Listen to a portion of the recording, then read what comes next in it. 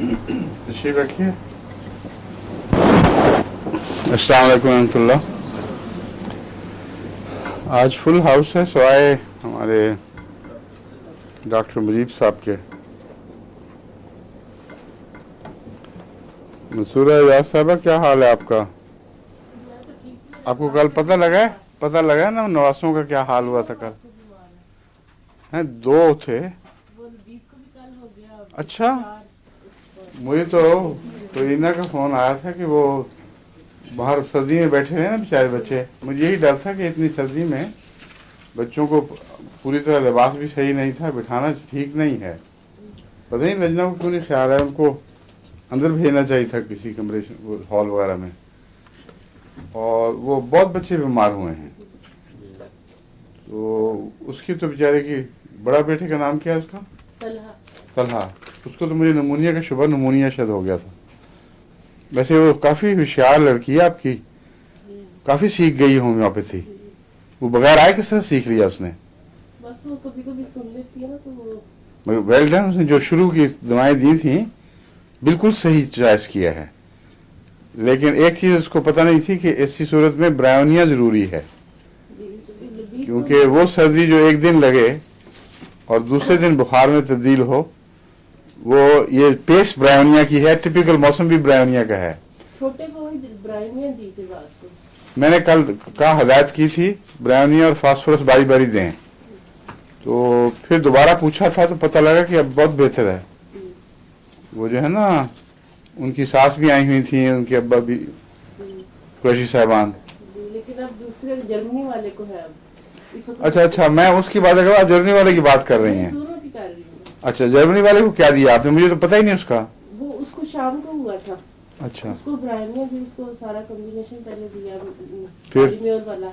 हाँ, तो ब्रायोनिया भी दिया रात को। फिर तो अभी उसको थोड़ा कम हुआ था, 104। नहीं, उसको जो उसने फ्रीना ने इलाज किया वो ज्यादा आपसे बेहतर है, उसे पूछें। दवाइयाँ नहीं थी वो, अब लेके जानी है। हाँ, वही करें। सल्फर और पायरोजेनिक। सल्फर और पायरोजेनिक भी दी थी 200, वो तो मैंने बताया था ना उसको। प्लस ब्रायोनिया फास्फोरस 30 में ऑल्टरनेटली, समझिए। और गले भी खराब होंगे इसमें, हो सकता है वो इन्फेक्शन साथ ही हो जाती है थ्रोट की। उसके लिए एक फेरम कैलकेरिया काली और सिलिशिया 6x में। काली में भी है। हाँ, काली में और ठीक है। वो शरारती सब की बात कर रही हैं, जो शरारती आपका नवासा है, बिल्कुल पड़ा हुआ है बेचारा। इससे काफी फायदा हो रहा है होम्योपैथी के लोगों को। इमीडिएटली इस किस्म की दवाएं जहन में आ जाती हैं, इस्तेमाल हो रही हैं, एंटीबायोटिक से निजात मिल गई है। ये सबसे बड़ा फायदा ये है। आज क्या पढ़ाना है? नेटवर्क का।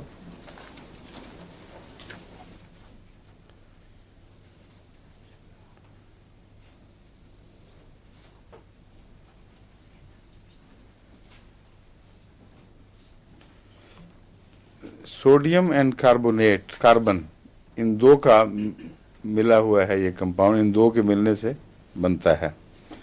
अब देखना यह है कि इसमें सोडियम की कितनी इलामतें हैं और कार्बन की कौन सी हैं। कार्बन में, जैसा कि काली कार्ब में भी है, धड़कने और जिस तरह सेंसिटिविटी नॉइज़ वगैरह की, और जो भी खबर मिले वो दिल पर पड़ती है, ये नुमायाँ पाई जाती है काली कार्ब में। काली कार्ब में दो हैं जगह जहाँ हमला होता है अचानक खबरों वगैरह का, एक दिल और एक मैदा। ये काली कार्ब की खास इलामत है। ये दोनों में से किसी एक सेंटर पे अचानक परेशानी वगैरह के नतीजे में हमला हो जाता है। यानी महसूस होता है कि दिल बैठ रहा है या जिगर बैठ गया है। नेट्रम कार्ब की इलामत यह है कि हल्के शोर से भी, जब मरीज सेंसिटिव हालत में हो, बीमारी की हालत में हो, तो हल्के से शोर से भी सारे जिस्म पे जलजला सा तारी हो जाता है। काली कार्ब की इलामत अंदरूनी कैफियत है। नेट्रम कार्ब बदनी कैफियत में तब्दील हो जाता है। वाक़ियतन जिस्म पे कपकपी आ जाती है लोगों के, ऐसे लोगों के। झुरझुरी तारी हो जाती है, यहाँ तक कि कागज की सरसराहट से भी बाज़ दफ़ा पल्पिटेशन शुरू हो जाती है। तो जो नेट्रम मुकाब का मरीज़ है वो इस तरह पेशाना भी जाता है, और उसके मुतलिक ये ज़रूरी है कि ये ख्याल रखा जाए कि किसी किस्म की सरसराहट वगैरह का या ऊंचा शोर बिल्कुल ना हो। लेकिन एक फ़र्क है कि जो शोर जारी है ऊंचा हो बेशक, उससे नुकसान नहीं महसूस होता। शोर की उसकी फ्रीक्वेंसी में तब्दीली या उसके लेवल में तब्दीली वो है जो महसूस होती है ज़्यादा। मसलन रेलवे के साथ ही घर है हर वक्त, या हवाई जहाज़ के साथ अड्डे के पास घर है, वो आवाज़ें आती रहती हैं ना, वो मुराद नहीं है कि उससे ज़रूर ये इसी तरह के यानी इसी तरह ट्रेपिडेशन या इन कैफियत में मुब्तला हो जाएगा। मुराद ये है कि अचानक ठाक की आवाज़ आए जिससे बच्चों को डराते हैं, या और सरसराहट की कागज़ की हिलने की आवाज़ आनी शुरू हो जाए, या इस किस्म की और चीज़ें हों जो नॉइज़ के लेवल में तब्दीली पैदा करती हैं, वो नेट्रम कार पेशेंट के लिए बहुत मुज़िर हैं।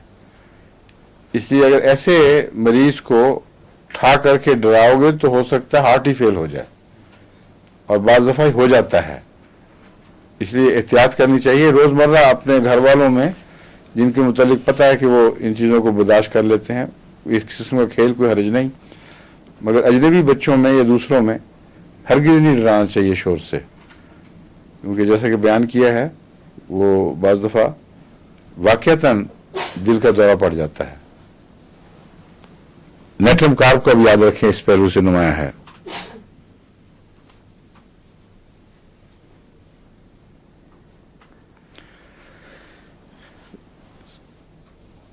इसमें एक और रुझान है, जब क्रॉनिक केस हो नेट्रम कार्ब का तो फैमिली से कुछ पहले एस्ट्रेंजमेंट शुरू होती है, यानी उससे दूरी का एहसास, अजनबियत, वो मोहब्बत, वो ताल्लुक़ जो ख़ानदान में रहता है उसमें कमी आनी शुरू हो जाती है, और फिर तमाम बनी नौ इंसान से ही और मेलनकोलिया का मरीज़ हो जाता है ये आदमी, यानी हर एक से घबराहट, नफरत या खौफ, और खौफ इतना नहीं होता जितना बेताल्लुकी, बेजारी, बेताल्लुकी, और खौफ की बजाय इरिटेबिलिटी होती है साथ, बस जल्दी इरिटेट हो जाता है आदमी उनसे।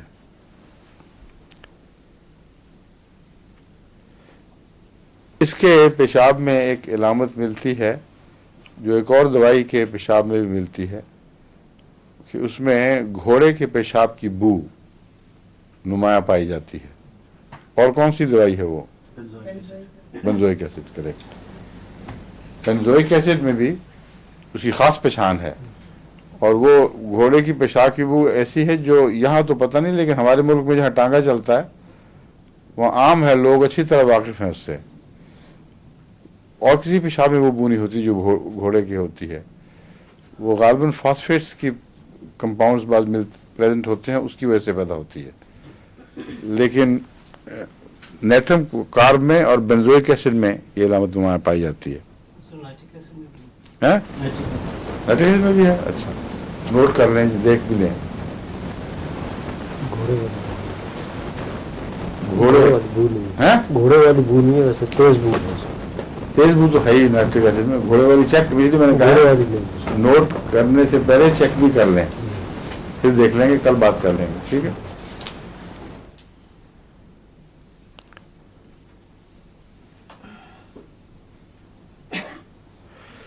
इसमें जो जल्दी बीमारियां हैं उनका भी एक अजब अंदाज है। ये उंगलियों के किनारों पर या पाँव के पंजों के किनारों के ऊपर और नकल्स पर ये खसूसियत के साथ उभार पैदा होते हैं। बस वो जल्दी अमराज आमतौर पर जो सारे जिस्म पर हों या सर पर या गर्दन पर, अमूमन बड़े जिल्द के हिस्से पर फैली होती हैं, या थोड़ी भी हों تو سارے جسم پر کہیں نہ کہیں وہ چٹاخ پڑ جاتے ہیں. اس کی خصوصیت یہ ہے کہ انگلیوں کے پوروں پر، نکلز پر اور پنجے کے، پاؤں کے پنجوں کے کناروں پر.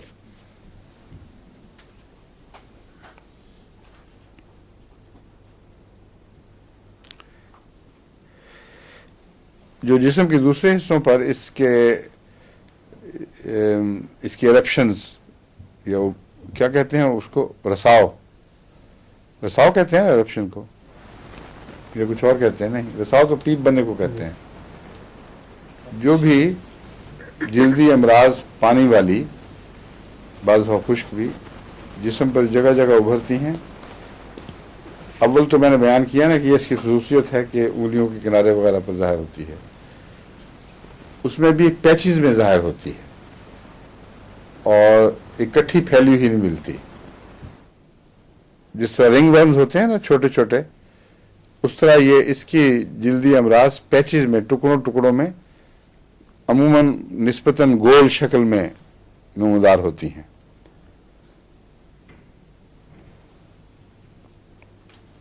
اور ہرپیز میں بھی یہ اچھی دوا ہے.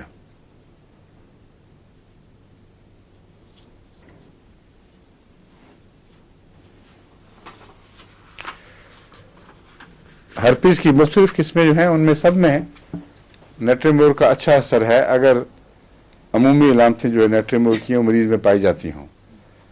ہرپیز سے پہچاننا دوا کا بہت مشکل ہے، کیونکہ ہرپیز کی اپنی علامتیں ایک معین سیٹ کی صورت میں پائی جاتی ہیں. ان میں ہرپیز سے تفریق کرتے ہوئے دوا تک پہنچنا مشکل ہے. لیکن ایسا مریض جس کو ہرپیز ہوں، نروز کے کنارے پر ابھار ہوں، اور اس نسخے سے ایک فائدہ نہ ہو جو میں نے پہلے بیان کیا ہے، اگر وہ رجحان رکھتا ہو تھوڑی سی آواز سے، جیسے اس کے جسم پہ زلزلہ سا آ جائے، دل دھڑکنے لگ جائے، ایسی صورت میں نیٹرم کارب نمایاں فائدہ دے گی اور فوراً فائدہ دے گی، کیونکہ ہرپیز کے ساتھ اس کا بڑا گہرا تعلق ہے.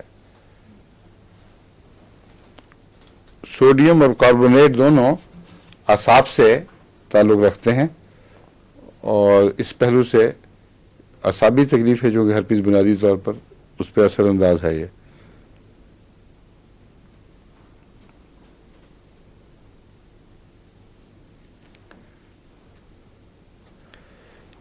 ایک چیز میں یہ دوا بہت مشہور ہے جو ہر پاکستان کی ہومیوپیتھ کو غالباً یاد ہوگا، کہ ایک بیماری میں فوراً دماغ میں آتی ہے.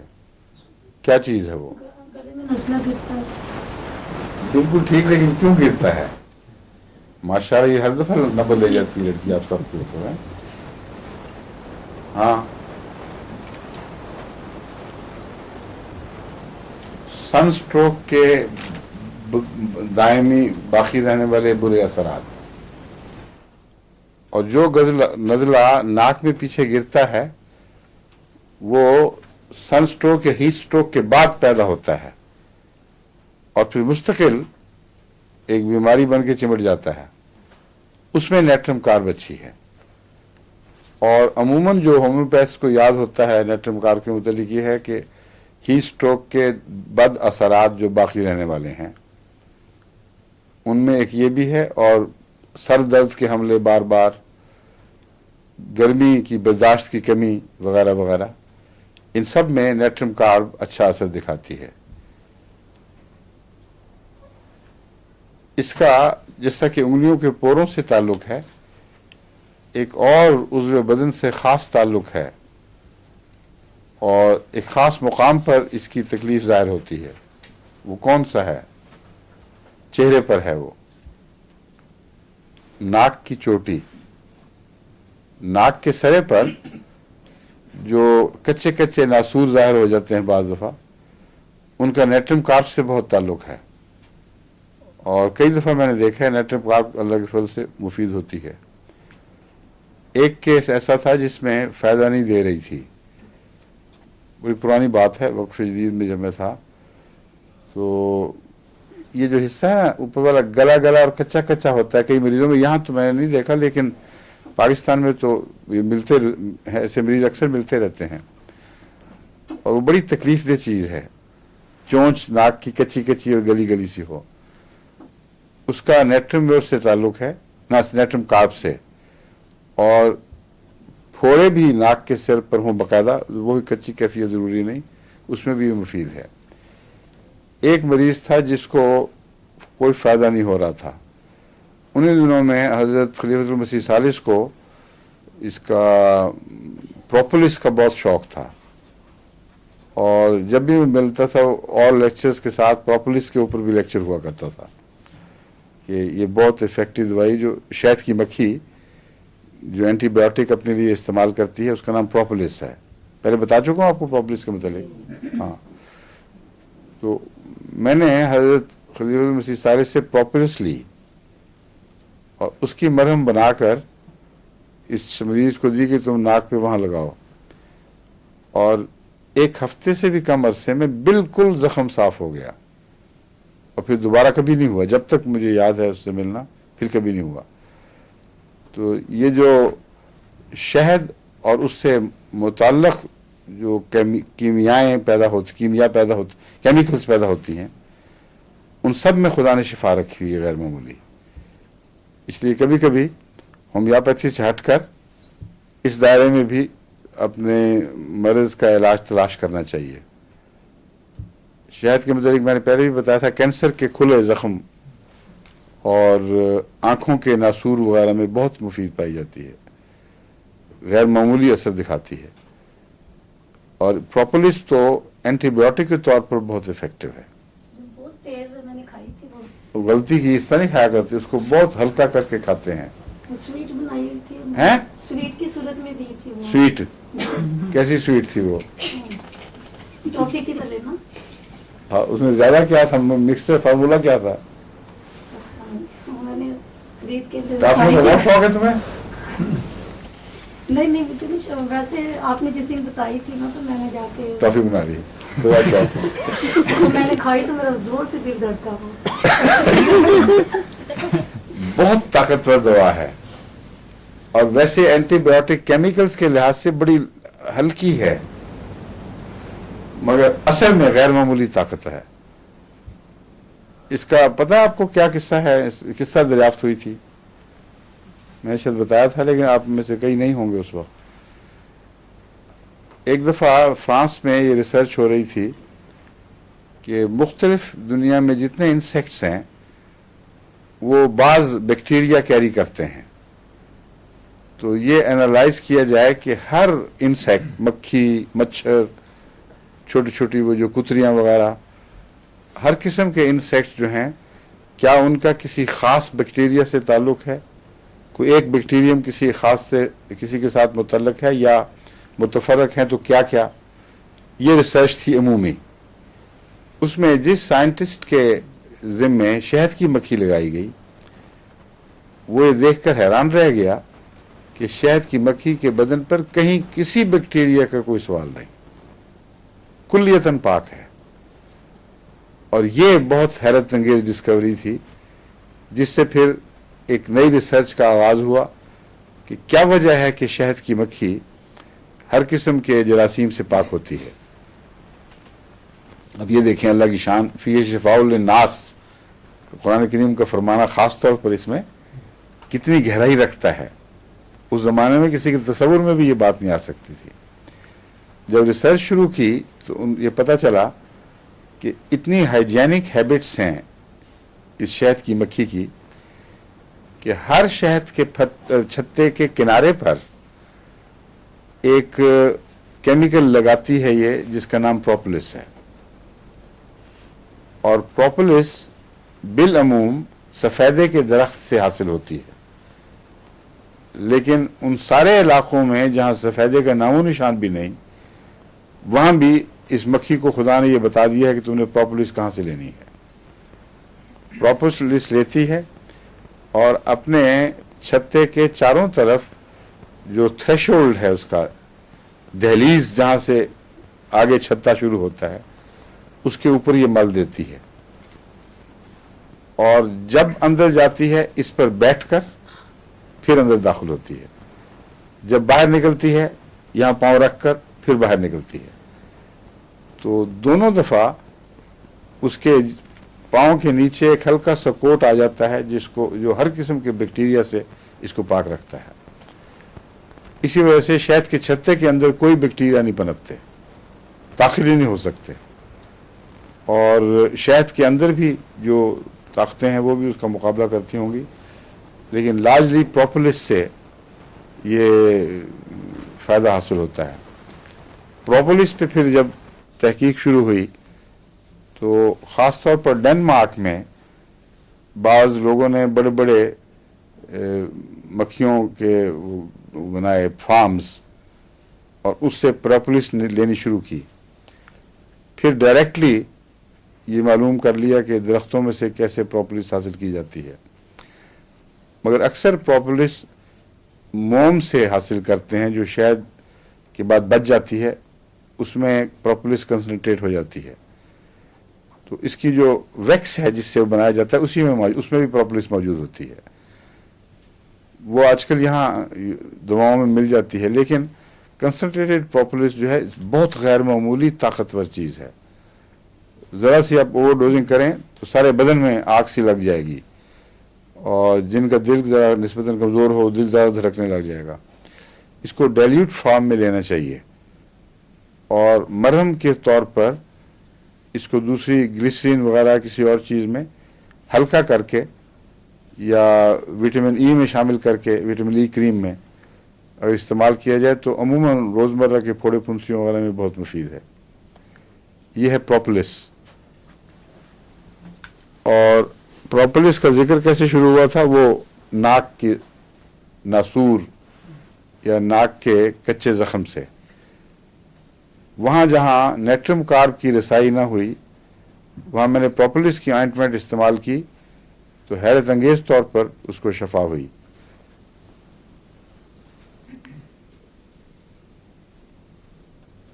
سردیوں اور سردی لگنے سے نیٹرم کارب کی تکلیفیں بڑھتی ہیں، جو اپوزٹ ہے ہیٹ سٹروک کا بظاہر، لیکن کرونک ایفیکٹس ہیں ہیٹ سٹروک کے اس کے اندر.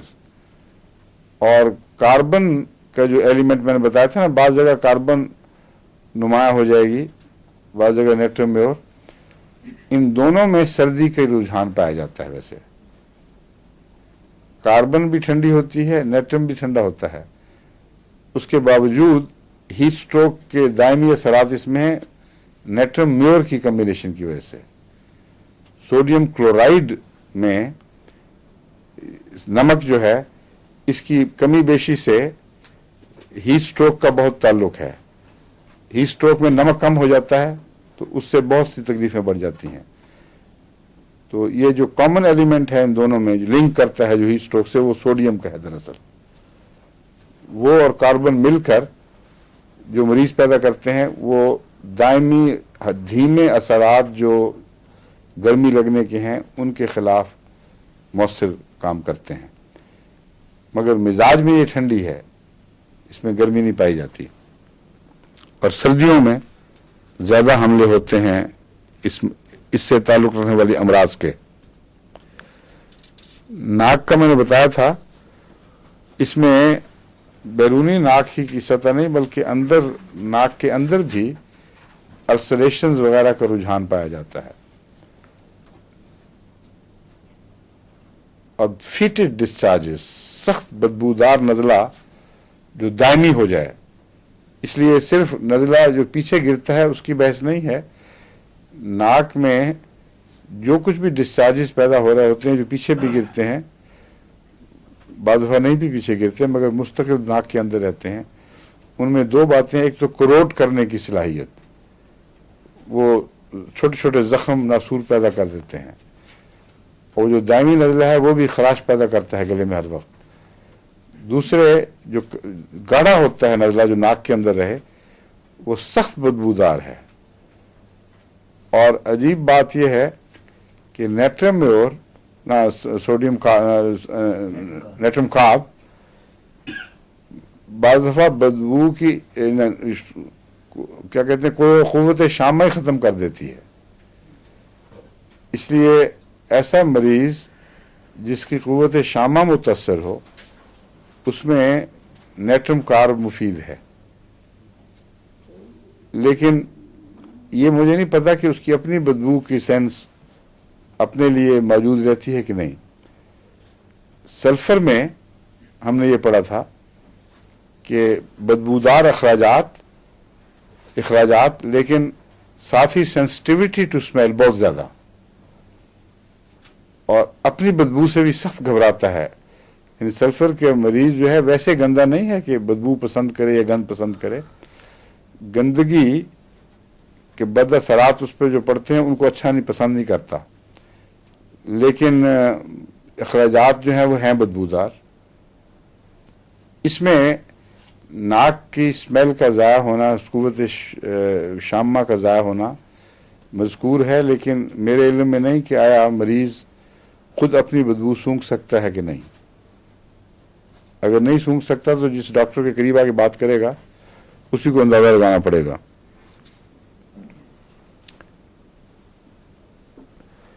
आमतौर पर चेहरा इसका पेल ड्रॉन आउट चेहरा होता है नेट्रम कार्ब का, और आंखों के गिर्द हल्के भी पड़े होते हैं।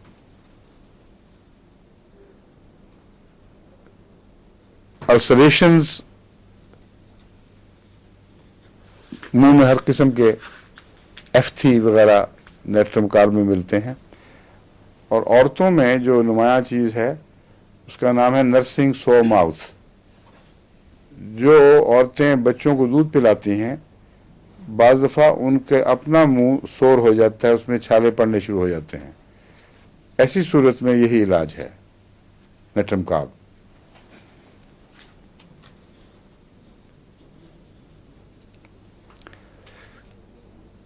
हर दवा की एग्रेवेशन का एक वक्त होता है जब वो ज़्यादा भड़कती है।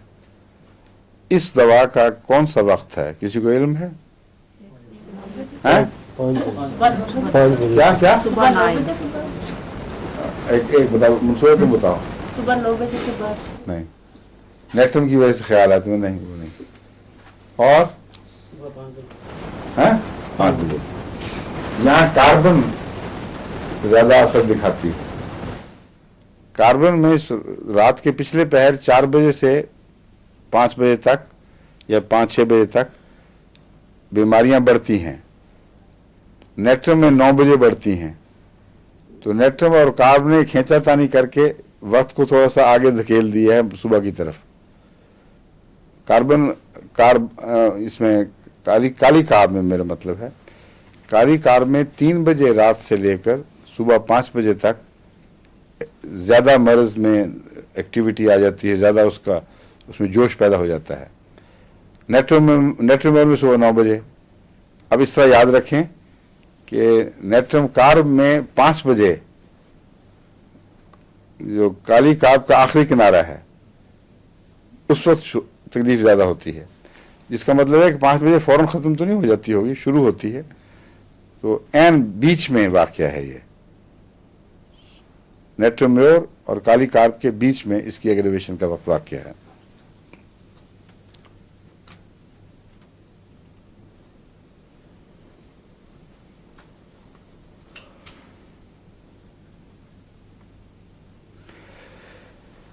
औरतों में अमूमन स्टेरिलिटी के केसेस बहुत सामने आते रहते हैं, और उन पर मैं कर रहा हूँ मुख्तलिफ दवाओं के तजर्बे। बाज़ दफ़ा अल्लाह के फज़ल से कामयाबी होती है, बाज़ दफ़ा लटक जाते हैं। इस दवा को भी ज़रूर पेश नज़र रखना चाहिए। इसकी स्टेरिलिटी ज़्यादा क्रॉनिक होती है, और जहाँ तक अब मुझे ताज़ा तो कोई केस ऐसा नहीं जिसमें मैंने इसको इस्तेमाल किया हो, लेकिन पुराने ज़माने में इसकी जो पहचान मैंने रखी हुई थी वो ये थी कि जैसे नाक का नज़ला एक दायमी ड्रिप करने वाला है, ऐसी औरतों को दायमी लेकोरिया की तकलीफ़ होती है, और वो ज़्यादा नुमाया भड़का हुआ नहीं बल्कि कुछ न कुछ जारी रहता है। ऐसी सूरत में अगर स्टेरिलिटी हो तो ज़्यादा इस बात का इम्कान है कि अल्लाह के फजल से नेट्रम कार्ब के दायरे में अगर कुछ अरसा रखा जाए औरत को उसके ज़ेर असर, तो स्टेरिलिटी ठीक हो जाए। और अगर ऐसा हुआ तो पहली इलामत ये होगी कि वो जो लेकोरिया जिसका मैं जिक्र कर रहा हूँ वो कम होना शुरू हो जाएगा और अमूमन सेहत अच्छी हो जाएगी, फिर वो हो सकती है कंसेप्शन।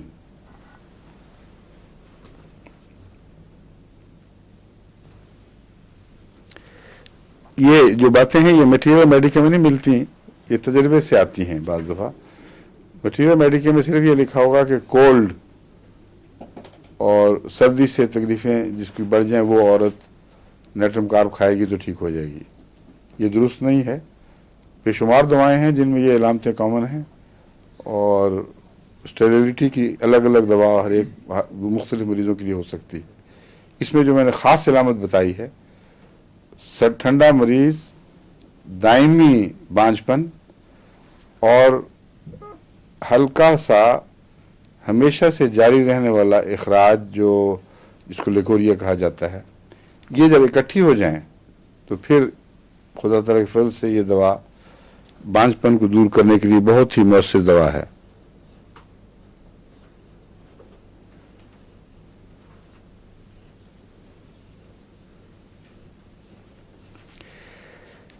एक और इसमें इलामत है जो बड़ी नुमाया है। स्टेरिलिटी ऐसी मरीज़ा की एक ख़ास और इलामत भी अपने साथ रखती है। वो जब लिखा जाएगा तो आ जाएगी सामने, इसलिए यहाँ पढ़ने की ज़रूरत नहीं।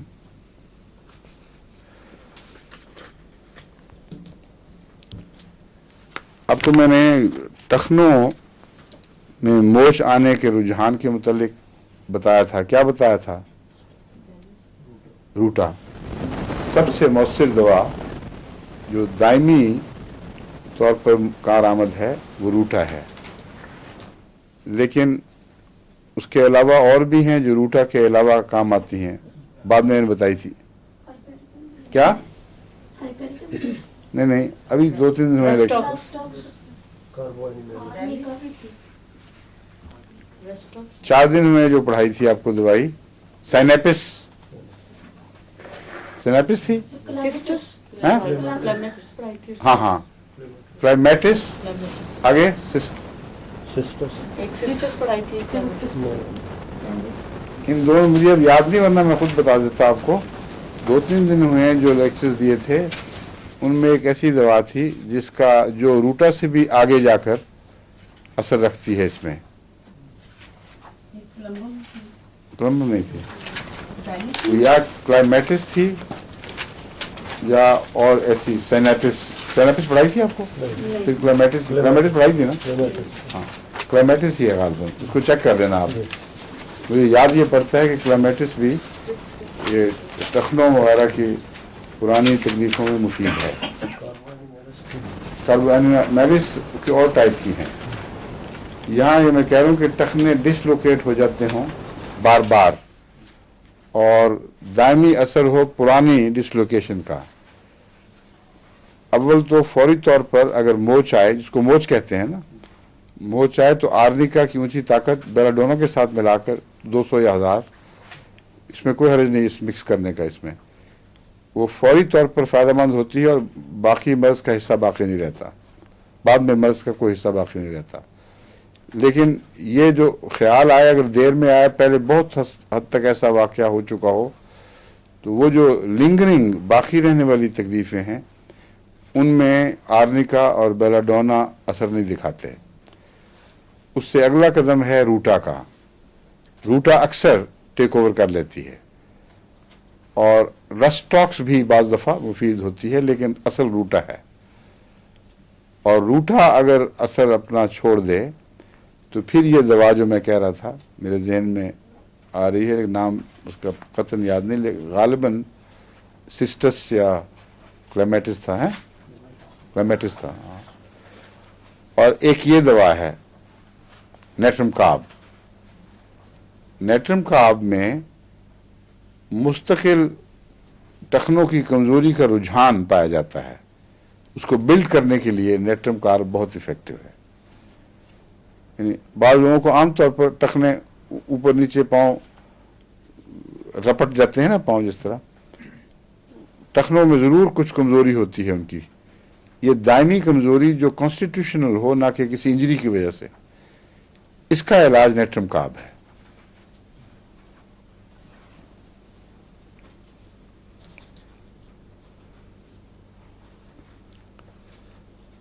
ये सिर्फ टखनों के मतलब खास है या किसी भी लिगामेंट की कमजोरी अगर हो, कोई जोड़ अगर मसलन कहीं के ये कंधे उतर नहीं, जाते हैं नेट्रम काब का सिर्फ लेकर उससे ताल्लुक है, टखनों से। प्लम्बम का बताया हुआ लगता है, टखने की सोजन दर्द। टखने की सोजन का प्लम्बम को बताया था। जी हाँ, हो सकता है वही हो फिर। नहीं, बैरिस पैनिस में तो पुरानी पहले की पढ़ाई हुई है। सलीम कहाँ है वो कागज तुम्हारे? वसीम कर बैठे हो हैं? वहाँ पड़े होंगे शायद फाइल। हाँ, मुझे दिखाना, उसमें मैं चेक कर लूँगा। मुझे याद चूँकि नहीं है पूरी तरह, मुझे शुबा पड़ता है कि उन 2-3 दवाओं में जो मैंने पिछली दफ़ा पढ़ाई थी उनमें इसका भी जिक्र था, समझे हैं? एक ग्रुप दवाओं का बताया था कि रस्टॉक से मिलती जुलती इलामतें हैं, मगर ये सारी रस्टॉक से ज़्यादा गहरी हैं, और जहाँ रस्टॉक्स का असर ख़त्म हो जाता है वहाँ ये ले चलती हैं उसको आगे। उसी जिक्र में मैंने बताया था कि अगरचे अमूमन ये बात दुरुस्त होगी, मगर क्रॉनिक फॉलेज के केसेस में मैंने सल्फ़र के साथ जब इंट्रोडोज किया है रस्टॉक्स को, तो रस्टॉक्स पुराने केसेस में भी असर दिखाती चली जाती है। इसलिए इसको ये पढ़कर रद्द नहीं करना चाहिए। सल्फ़र इसकी ताकतों को दोबारा जिंदा कर देती है। आमतौर पर अकेली रस्टॉक्स देंगे तो एक फालिज की एक हद तक इस्लाह करेगी, फिर रुक जाएगी वहाँ। सल्फ़र के साथ इंट्रोडोज करेंगे तो ये ताकत जारी रहती है। ये मैंने बताया था, उसी जिक्र की बात है। प्लम्बम में बताया था नहीं, दवाओं के 3-4 दवाएं बताई थी इकट्ठी। इन सब दवाओं में सल्फर रस्टॉक्स के मुकाबले पर क्रॉनिसिटी ज़्यादा पाई जाती है। जहाँ रस्टॉक्स ठहर जाए उससे आगे ये फिर भी काम करती हैं। वो सिर्फ प्लम्बम नहीं थी, और भी दवाएं थी। हाँ, बेशक जिक्र में किया हो, लेकिन मैं जो बात कह रहा हूँ वो एक दवाओं का ग्रुप था जिसका मैंने जिक्र किया था। 3-4 इकट्ठी थी। रेनोप्लस बल्बस, और वो दवा जो पढ़ा रहा था नहीं, वहाँ प्लम्बम नहीं, जो और थी वो। तो मुझे निकाल के देना, मैं आप ही निकाल लूँगा उसमें, कागज ले आना वापस, ठीक है? अच्छा, अब मरकरी शुरू करना है आज। मरकरी बहुत ही अहम बुनियादी दवा है और बहुत ही ख़तरनाक जहर है जिस्म के लिए। एक दफ़ा जिस्म माऊफ हो जाए मरकरी से तो उसका फिर निकलना जिस्म से बहुत ही एक कार-ए-दारद है, अगर नामुमकिन नहीं। लेकिन मरकरी पॉइजन आर्सेनिक की तरह दर हकीकत जिस्म में बैठ ही जाता है और बहुत गहरे असरात अपने दायमी रखता है। आर्सेनिक में और मरकरी के में दायमी असरात के लिहाज से एक फ़र्क है। आर्सेनिक अपने बद असरात को अगली नस्ल में मुंतकिल नहीं करता, बल्कि तमाम तर उसी एक वजूद में समेटे रखता है। तो जब तक ज़िंदा रहेगा आर्सेनिक के साथ ज़िंदा रहेगा, जब मर जाएगा तो आर्सेनिक समेत मिट्टी में दफन हो जाएगा। आर्सेनिक का कोई ज़र्रा भी बद असर के तौर पर अगली नस्ल में नहीं चलता। ये मरकरी ऐसी खबीस चीज़ है कि इसके बद असरात अगली नस्ल, उससे अगली नस्ल, उससे अगली नस्ल में जारी रहते हैं। और यही मिजाज आतशक का है, सिफिलिस का बैन ही यही मिजाज है। और सिफिलिनम जो सिफिलिस से दवाई बनती है उसका भी यही मिजाज है। इसलिए मरकरी सिफिलिस की चोटी की दवा समझी जाती है। सिफिलिस में 2 दवाएं हैं जो बहुत नुमायां। सिफिलिस का अपना मादा, उससे जो दवा बनती है वो अगर बहुत ऊंची ताकत में दी जाए तो वो मुफीद साबित होती है। अगर बराह रास्त फ़ायदा ना पहुंचाए तो दूसरी दवाओं को मौसर करने के लिए सिफिलिस का जो कि जिस तरह लॉजिस्टिक सपोर्ट होती है ना, तोपों के गोलों से जिस तरह सिपाहियों की मदद की जाती है, उस तरह सिफिलिनम ये काम करती है सिफिलिस के या सिफिलिस से मिलते जुलते अमराज में, और मरकरी वगैरह को क्योर करने में ज़्यादा मदद दे देती है। लेकिन बुनियादी तौर पर मरकरी की सिफत मैंने आपको समझा दी है, यह भूलनी नहीं चाहिए। वो जहर जो सारी उम्र का साथ देता है जिस्म का, फिर अगली नस्ल में भी चलता है। इससे ज़्यादा वफादार, खौफनाक वफादार जहर कभी नहीं देखा गया। ये मरकरी है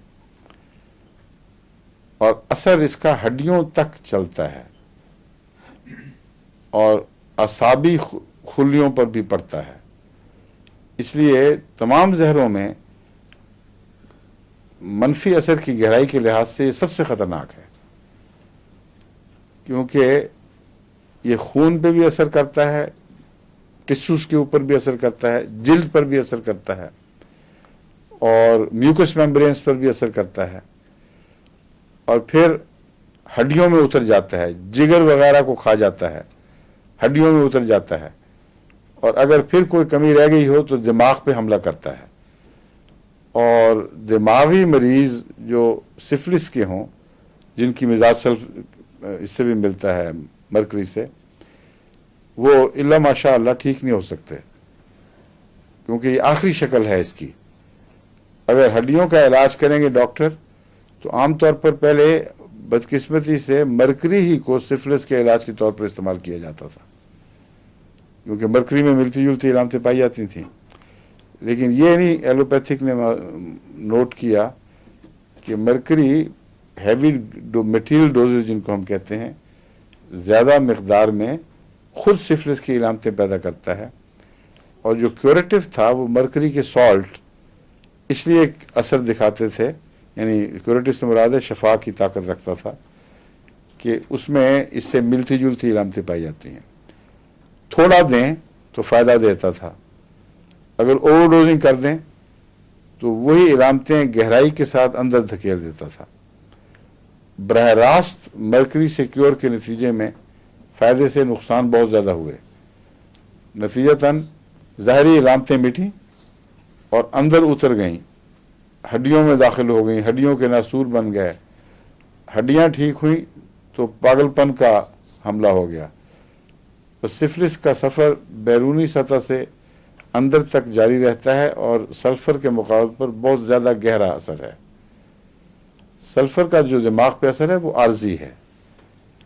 मरकरी नर्व्स के खुलियों को खा जाता है और जगह जगह खला पैदा कर देता है, और नाक की हड्डियां गल जाएंगी, खाली छिछड़ा सा ऊपर रह जाता है दबा हुआ, उंगलियां गलनी शुरू हो जाती हैं, और जो कोढ़ की इलामतें नज़र आती हैं वो मरकरी की सिफिलिटिक इलामतों से मिलती जुलती हैं।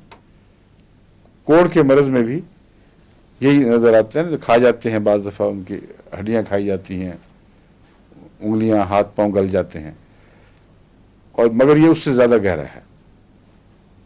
इसलिए मरकरी को अच्छी तरह पहले इसका मिजाज समझ लेना चाहिए, ताकि मरकरी के मिजाज का कोई मरीज़ आए तो उसकी हर मरज़ में मरकरी काम आएगा। फिर इसकी आम इलामतें जो अमूमन होम्योपैथ में ज़बान ज़दाम हैं, वो मुंह से राल का बहना, पसीने ज़्यादा आना और गले की ख़राबी और मुंह से बदबू, ये हैं जो इसकी मारूफ इलामतें आम तौर पर होम्योपैथ में आम हैं कि इससे पहचाना जाता है। लेकिन सबसे अहम इलामत इसकी एक ख़ास बदबू है जिसकी और मिसाल नहीं है। मरकरी के अंदर जो अगर गला भी ख़राब हो या और इस किस्म की मरकरी की गहरी बीमारियां हों तो एक ऐसी ख़तरनाक किस्म की हीक निकलती है जो डॉक्टर जिसको तजर्बा है उसी को पता है कि कितनी बड़ी सज़ा है वो। ऐसे मरीज़ के पास जाकर आप जब उससे पूछ रहे हैं, बच्चों को कई दफ़ा मैंने देखा है, कई दफ़ा बच्चों को बुलाया गया तो मैंने बच्चों को जाकर पूछा करीब से, تو اچانک جو بھباکا نکلا تو اس نے تو ہوش اڑا دیے. بڑی ذلیل قسم کی بدبو ہے، بو ہے جو ہیک زیادہ کہلانی چاہیے. برسات کے بعد جیسے بعض دفعہ فرش میں ایک بدبو پیدا ہو جاتی ہے، چھچھندر پھر جائے تو ایک بدبو پیدا ہو جاتی ہے، اس کو ہیک کہتے ہیں. یہ ہیک ہے لیکن اس سے ملتی نہیں ہے، ایک اور ہی قسم کی چیز ہے اور تیز ہے اور طبیعت میں خوف پیدا کرتی ہے کہ یہ مریض کو کیا حال ہو گیا ہے. یہ ٹپیکل علامت ہے مرکری کی اور یہ تجربے سے پہچانی جائے گی، ورنہ اس بو کو آپ کے ذہن نشین کرنا بڑا مشکل کام ہے، کیونکہ ہے ہی ایک یونیک چیز. یہ مرکری کا عمومی تعارف ہے. اس میں ہر قسم کی بیماریاں آ گئیں مختلف سطحوں پر، لیکن مرکری اگر آپ صحیح استعمال کریں تو اس کا فائدہ اس طرح ظاہر ہوتا ہے کہ اندر سے حرکت الٹ جاتی ہے، باہر کی طرف شروع ہو جاتی ہے. گلینڈز میں جو بیماریاں ہیں، یہ گلینڈز کی بھی بڑی خطرناک دوا ہے، وہ اچھل کے باہر آنا شروع ہو جاتی ہیں. اور جلد پر شدید قسم کی خارش، جو بعض دفعہ یوں لگتا ہے کہ جیسے جلد کا کینسر ہو گیا ہے، ایسی خارش نمودار ہوتی ہے، یا رساؤ والے زخم، پھوڑے، ناسور اس کے بہت گہرے ہوتے ہیں. اور اس کے اوپر اس میں جو خاص ہے بات، اس کے جو چٹاخ ہیں وہ سفید رنگ کے ہوتے ہیں. ایک دفعہ لاہور سے ایک لڑکا آیا ربوہ میں، جس کو ران کے ارد گرد سب نہایت گہرے ناسور تھے اور جو سفید رنگ کے تھے، چٹاخ جو اوپر پڑتے تھے، اور سخت عذاب میں مبتلا تھا. اس کو کوئی چیز فائدہ نہیں دے رہی تھی. اس کو میں نے مرکری شروع کرائی، جہاں تک مجھے یاد ہے 200 طاقت میں تھی. اللہ تعالیٰ کے فضل سے ایک مہینے سے یقیناً کم عرصے ہی میں بالکل صاف ہو گیا. اب خدا کے فضل سے اس کا کبھی کبھی خط بھی آتا ہے، شادی ہوئی، بچوں والا ہے، ٹھیک ٹھاک ہے بالکل. تو یہ جو ہومیوپیتھک دوائیں ہیں، ان کا اگر مزاج سمجھ لیں آپ اور ان سے گہری شناسائی ہو جائے تو جب کوئی مریض سامنے آتا ہے فوراً دماغ میں آ جاتا ہے، کسی کتاب کے ورق نہیں الٹنے پڑتے. اس میں زخموں میں بھی سفیدی اور اس سے سفید چٹاخ بھی پڑتے ہیں جسم کے اوپر، وہ بھی مرکری کا حصہ ہے. لیکن اس کا عموماً عام طور پر یہ جو فلبیری ہے اس کا علاج نہیں ہے عام طور پر. لیکن اگر مرکری کی علامتیں دوسری پائی جائیں تو فلبیری میں یہ پھر آہستہ آہستہ نہیں بلکہ جادو کی طرح اثر دکھاتی ہے اگر باقی علامتیں معلوم. ایک کیس میں نے پہلے بھی بیان کیا تھا، سر سے پاؤں تک سوائے ایک بعض کالے حصوں کے جو بہت بھیانک تھے، سارا جسم سفید ہو گیا تھا. اور اس کے جب اس سے میں نے اس کا معائنہ کیا تو اس میں مرکری کی علامتیں پائی جاتی تھیں. اس لیے میں نے مرکری 1000 میں مرکسول اس کو دی، اور وہ بھی ایک ہفتے میں اتنا نمایاں فرق پڑا کہ میں نے کبھی اتنا تیز جلد پر اثر ظاہر ہوتے نہیں دیکھا. میں گزر رہا تھا مسجد مبارک سے جاتے وقت اپنے گھر، تو جہاں وہ کھلا سینڈ جہاں کرکٹ بھی کھیلا کرتے تھے وہ جاتا ہے، وہ جگہ آتی ہے. اب تو غالباً کھلا نہیں رہا ہوگا، مکان بن گئے ہوں گے. وہاں پہنچا تو یہ آ رہا تھا گول بازار کی طرف سے شخص. تو میں نے کہا السلام علیکم. میں نے کہا وعلیکم السلام. میں نے نہیں پہچانا. کہتا میں نہیں پہچانا. میں نے کہا ہاں نہیں. کہتا میں وہی ہوں جس کو سارے برس تھی آپ نے دوائی دی تھی.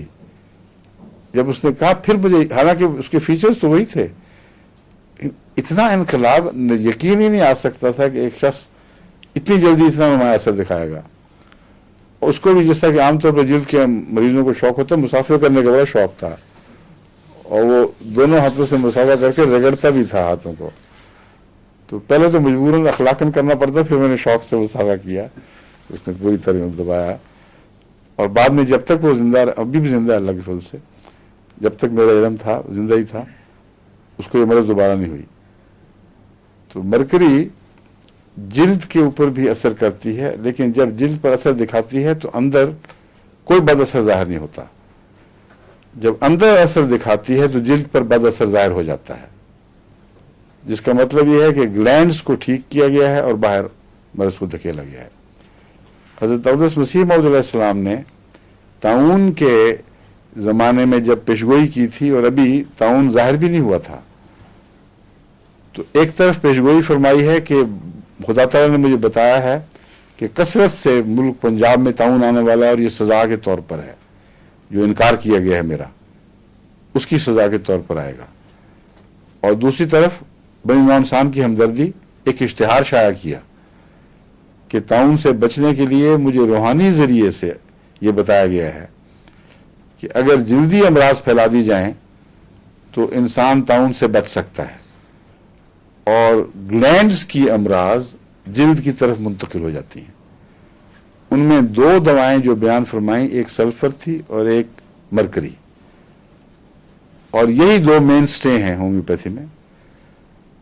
सबसे ज़्यादा ग्लैंड से अमराज को बाहर जिल्द की तरफ धकेलने में ये काम करती हैं।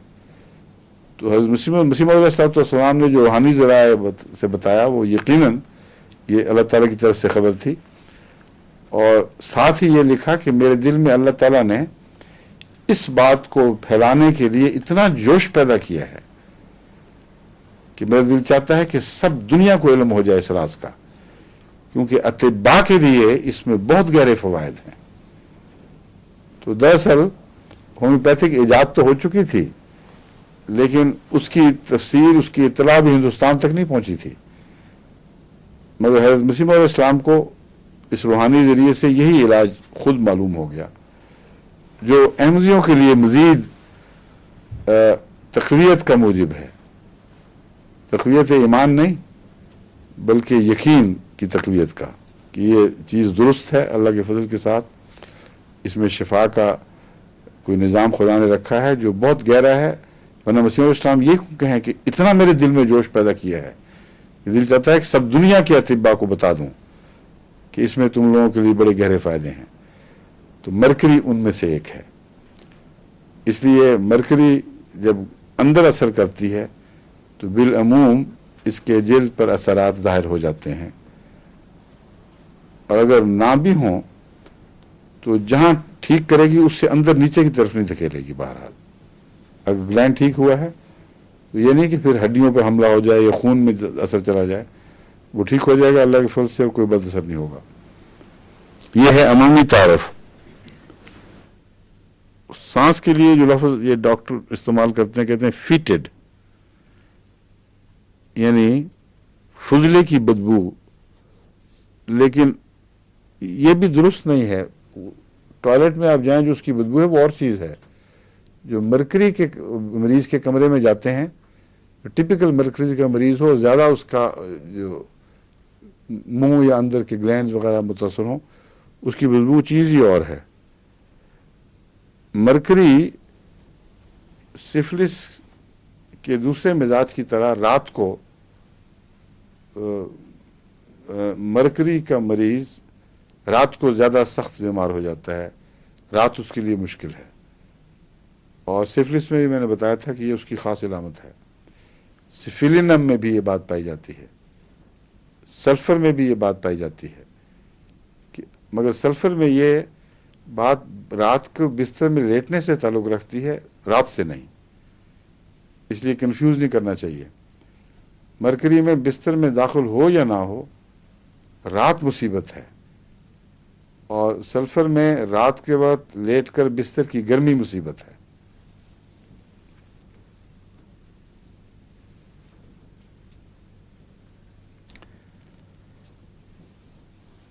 बोन पेन्स जिसको कहा जाता है, हड्डी की दर्दें, इसमें जो आम तौर पर रोज़मर्रा की दवा है वो है यूपेटोरियम। यूपेटोरियम कुतरी के कांटे का भी इलाज है, और इन्फ्लुएंज़ा में जो हड्डियों की दर्दें पैदा होती हैं उनको बोन पेन्स कहा जाता है, उसमें मुफीद है। लेकिन क्रॉनिक केसेस जहाँ बोन पेन्स अज खुद एक मुस्तकिल बीमारी हो, उसमें मरकरी मुफीद है। लेकिन इसकी पहचान ये है कि उन हड्डियों पर जहाँ जिल्द اور ہڈی کے درمیان زیادہ وہ کوئی تہیں نہیں ہے. مثلا یہ پنڈلی کے سامنے کی جو شن کہلاتی ہڈی ہے نا سامنے کی، جہاں پتلی جلد اوپر چڑھی ہوئی ہے اور ہڈی ساتھ جڑی ہوئی ہے، انگلیوں میں جہاں جہاں بھی ہڈی اور جلد کے درمیان کوئی موٹی طے نہیں ہے. ہر وہ جگہ جہاں ہڈی کا فاصلہ جلد سے کم ہے وہاں دردیں زیادہ ہڈی میں محسوس ہوتی ہیں. وہاں ہڈی میں دردیں نمایاں طور پر محسوس ہوتی ہیں، اور وہ ہڈیاں جو گوشت میں چھپی ہوئی ہیں ان کے اندر کم. اس لیے یہ بون پین دوسری بون پین سے مختلف ہے. یوپیٹوریم میں جیسا کہ میں نے بیان کیا سارا جسم دکھتا ہے، آرنیکا میں بھی سارا جسم دکھتا ہے، مگر وہ ہڈیوں کے دکھنے کے مقابل پر بدن کے مسلز کے دکھنے کا احساس زیادہ نمایاں ہوتا ہے. یوپیٹوریم میں ہڈیوں کے دکھنے کا احساس نمایاں ہوتا ہے، اور مرکری میں خصوصیت سے جلد سے چمٹی ہوئی ہڈیوں میں درد کا احساس نمایاں ہوتا ہے. پسینہ بھی بدبودار ہوتا ہے اس میں.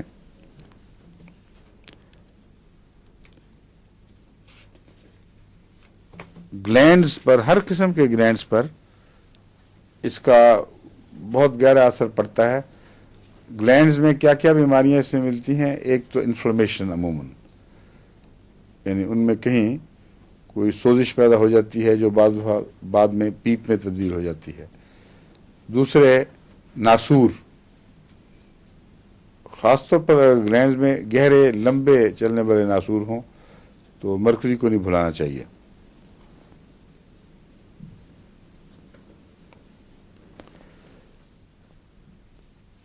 اس میں پس کی فارمیشن کی ٹینڈنسی ہے عام، یعنی پیپ پیدا کرنے کا رجحان بہت ہے. لیکن عجیب بات ہے کہ اس میں جوڑوں کی دردوں میں پیپ کی پیدا کرنے کا رجحان شامل ہے، جو عجیب بات ہے. عام طور پر جوڑوں کی دردوں میں ہر قسم کی دوسری چیزیں ملتی ہیں مگر پیپ کی فارمیشن نہیں ملتی، جس کا مطلب یہ ہے کہ دراصل اس کے جوڑوں کا درد عموماً سفلس کے مزاج کے مشابہ ہے. اس نے ہڈیوں میں کچھ ناسور پیدا کیے ہیں، کچھ سوزش پیدا کی ہے جو آگے پھر پیپ بھی بنانے لگ گئی ہے. تو بعض دفعہ ایسے مریض مجھے ملتے ہیں تو بتاتے ہیں کہ ڈاکٹر پچکاری کے ذریعے پیپ نکالتا ہے اور پھر کچھ دیر کے لیے ریلیف محسوس ہوتا ہے. ایسا کیس اگر آپ کے سامنے آئے تو مرکری غالباً اس کا علاج ہے اللہ کے فضل کے ساتھ، اور مرکری مختلف پوٹینسیوں میں استعمال کرنی چاہیے. 30, 200, 1000 تک مفید ہے. لیکن ایسے کیسز میں جہاں سپوریشن ہو وہاں میں اپنے طور پر یہ احتیاط کیا کرتا ہوں کہ 30 سے شروع کر کے پھر 200 پھر 1000. پہلی دفعہ 1000 نہیں دیتا کیونکہ مجھے خطرہ ہے کہ اگر ایسے کیسز میں جہاں گھٹنوں میں مثلا انفلمیشن بھی ہے، پیپ بھی پڑ گئی ہے، 1000 یا لاکھ دے دیں گے تو ہو سکتا ہے مریض کو بہت تڑپائے یہ چیز. اس لیے تحمل سے آہستہ آہستہ علاج کرنا چاہیے. ویسے بھی اس کا مزاج بڑا دھیما، یعنی آہستہ آہستہ آگے بڑھنے والا مزاج ہے، کرونک ہے یہ چیز. تو کرونک امراض میں پوٹینسیوں کو اونچا کرنے کی ضرورت تو پیش آتی ہے، مگر آغاز علاج کا تھوڑی چھوٹی پوٹینسی سے ہونا چاہیے. یہ محفوظ طریقہ علاج ہے. تو جب جوڑ میں درد ہو تو پیپ کا وہ سوجن جو ورم ہو تو وہ اس سے علاج کریں. دیکھیں جو پیپ پڑتی ہے اندر اس کی اپنی ایک تپکن ہوتی ہے جو پہچانی جاتی ہے. پھوڑے میں بھی جب پیپ پڑ جاتی ہے، پیپ پڑنے سے پہلے کی انفارمیشن کچی اور ایسی ہے جو اس میں کوئی مزہ نہیں ہے اور تپکن نہیں ہے بلکہ مستقل درد ہے، اور اس درد میں غصہ پایا جاتا ہے. پیپ جب بنتی ہے تو اس میں تپکن، چوٹیں اور درد کی لہریں پیدا ہونی شروع ہو جاتی ہیں، اور جب تک پیپ نکلے نا یہ بڑی سخت تکلیف ہو جاتی ہے اس کی. مگر یہ جو تپکن جس کو میں کہہ رہا ہوں نا उसको पता नहीं लफ्ज़ सही है कि नहीं, तब कर मेरी मुराद ये है कि सोजिश के साथ दर्द की लहरों का बार बार उठना, ये ख़ास पीप बनने की इलामत होती है। उसमें खुदा के फजल से ये चीज़, ये दवा बहुत मुफीद है।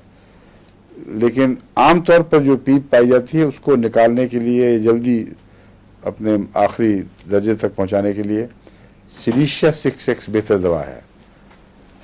लेकिन जोड़ों में ख़ास तौर पर घुटनों में या यहाँ घुटनों में या खूनी में या टखनों वगैरह में अगर ये जोड़ की दर्द और पीप नज़र आए तो मरकरी से शुरू करें, ठीक है।